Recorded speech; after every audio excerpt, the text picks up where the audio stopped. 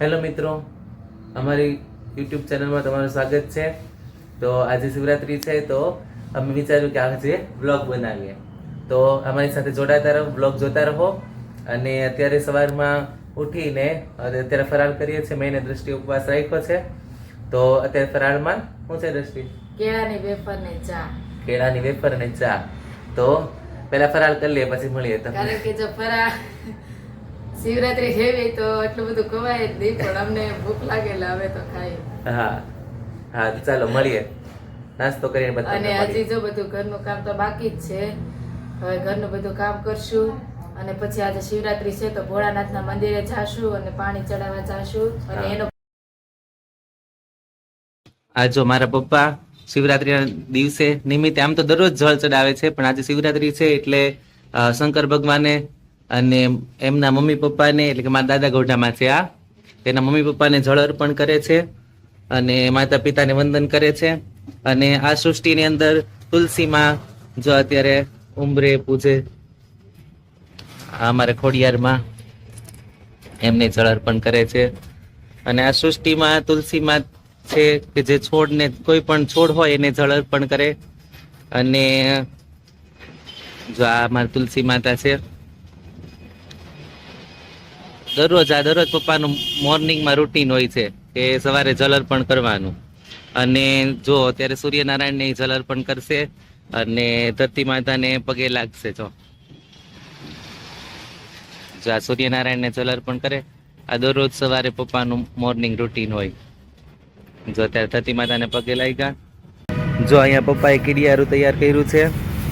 લોટની અંદર થોડી ખાંડ નાખી અને કીડિયારું તૈયાર કર્યું છે. હવે પછી મંદિરે જશે ને ત્યારે ત્યાં છોડવાને ઝાડ પાસે કીડિયારું પૂરશે.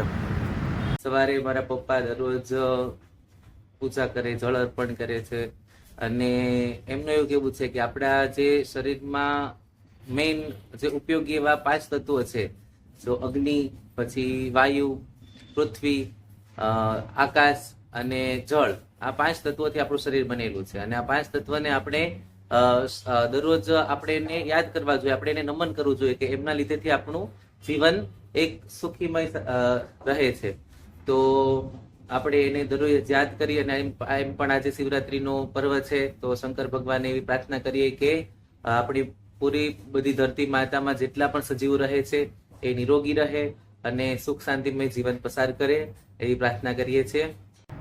તો હવે મારે ઘરનું બધું કામ થઈ ગયું છે અને હવે અમે મંદિરે જઈએ છીએ. તો હું હવે રેડી થવા જાઉં છું. તો હવે આપણે મળીએ. ઓકે, હું હોતે રેડી થાવ છું. હું હોતે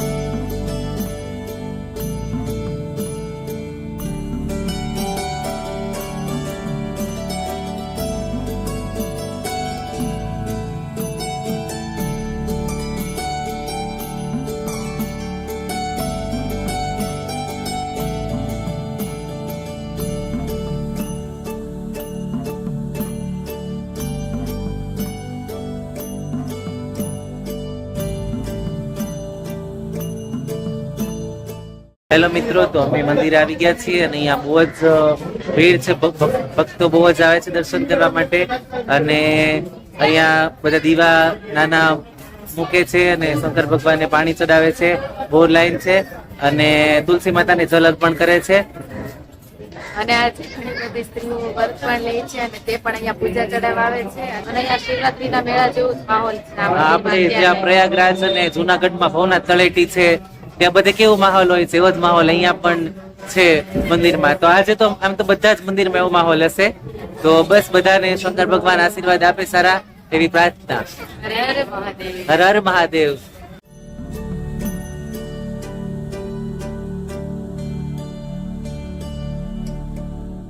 મમ્મી શું કરો છો? આ જો રાજગરાની લોટની ભાખરી કરું છું. અમારે 2 છોકરા, બાઈ ને છોકરા 2 રાત્રે શિવરાત્રી ને. હા, જો અહીંયા સૂકી ભાજી બનવાની તૈયારી થાય છે. હાલો તો હવે જો બપોરના 12 વાગી ગયા છે ને હવે મેં અમારે આજે શિવરાત્રી છે તો હું જો ફરાળ બનાવું છું. આ જો રાજગીરાનો લોટ બંધાઈ ગયો છે તો એની ભાખરી કરીશ અને સૂકી ભાજી જો બનાવું છું. ટામેટાની એવું ચડે છે અને સક્કરિયાની ખીર કરવાની છે. આ સક્કરિયાની ખીર કરવાની છે. આ સૂકી ભાજીની તૈયારી કરે અને અહીંયા ભાખરી મમ્મી ભાખરી બનાવે. પપ્પા સેવડો લાવ્યા જો આયા આ ફરાળી સેવડો લાવ્યા જો ફૂલહાર હોતે ને લાવ્યા. હાલો ચડાવી દે પપ્પા. અમારે ચડાવવાનું છે. જો આ ફૂલહાર લાવ્યા પપ્પા ભગવાને ચડાવવા માટે. બીજું શું લાવ્યા છો? છૂટા ફૂલ. જો સૂકી ભાજી થઈ ગઈ ઘડીકમાં. જો રાજગીરના લોટની ભાખરી અહીંયા મમ્મી બને. હે મમ્મી?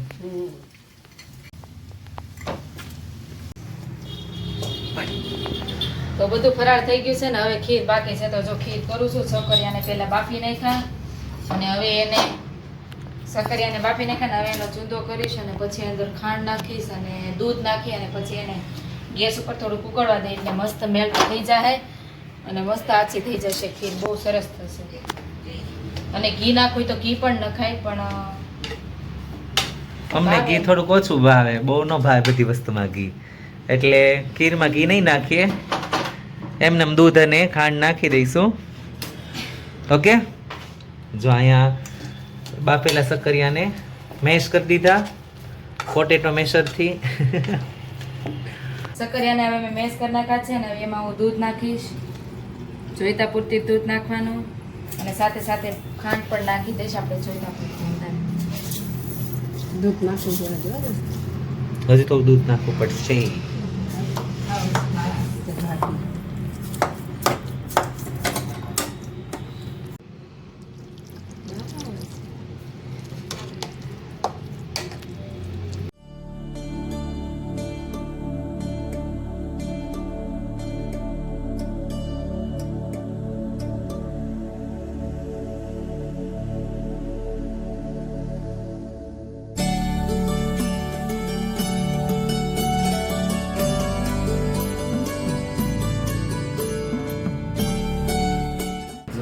અમારું ફરાળ તૈયાર થઈ ગયું છે તો ફરાળ ભગવાને ધરીને પછી અમે ફરાળ ગ્રહણ કરશું. અહીંયા ભગવાનની પૂજા કરવી છે.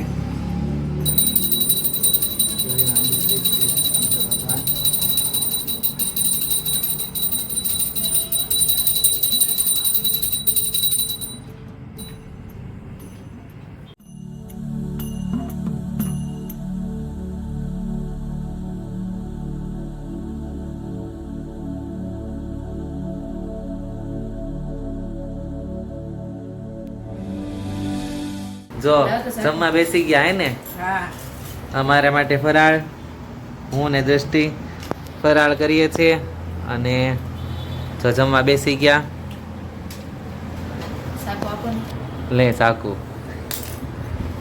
જો રાજગીરાના લોટની ભાખરી, સૂકી ભાજી, ફરાળી સેવડો પપ્પા લઈ આવ્યા હતા. આ કાલે મમ્મી લાવ્યા હતા કેળાની વેફર ને આ સક્કરિયાની ખીર ને આ દૂધ. આ મરચું મારામાં શું કા નાખ્યું? મારે નથી ખાવું. હું નહીં ખાઉં. સારું ચાલો હવે ફરાળ કરી લઈએ. જય શંકર ભગવાન.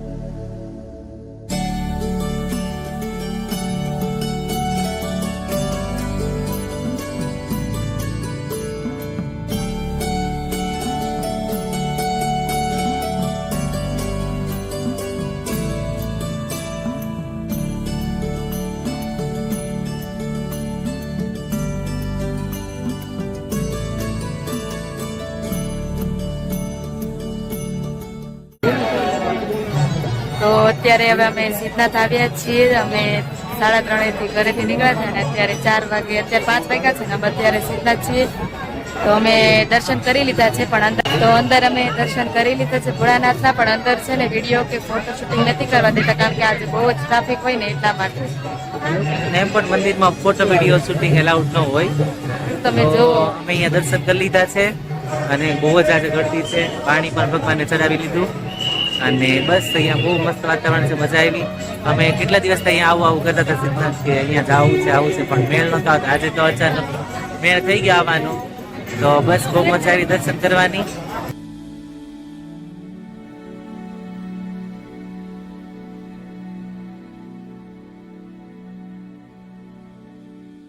તો અમે સિદ્ધનાથ જઈને અહીંયા માસમાં મેલરીમાના મંદિરે આવ્યા છીએ. તો ત્યાં મસ્ત દર્શન કરી લીધા ને અહીંયા માતાજીના દર્શન કરી લીધા છે અને હવે પાછા ઘરે જઈએ છીએ.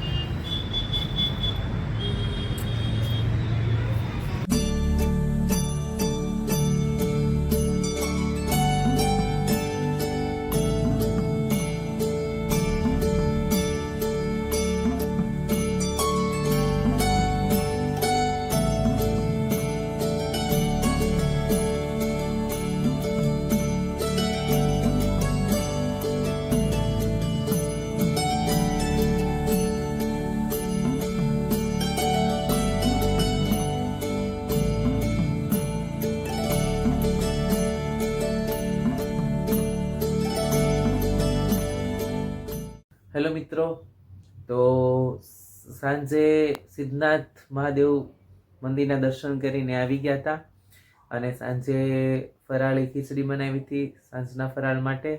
તો એ ખાધી, એનો બ્લોગ કરવાનું ભૂલી ગયા. બસ તો આજનો દિવસ બહુ સરસ રહ્યો. સવારે પણ મંદિરે ગયા હતા અને બપોરે સિદ્ધનાથ મહાદેવના દર્શન કર્યા.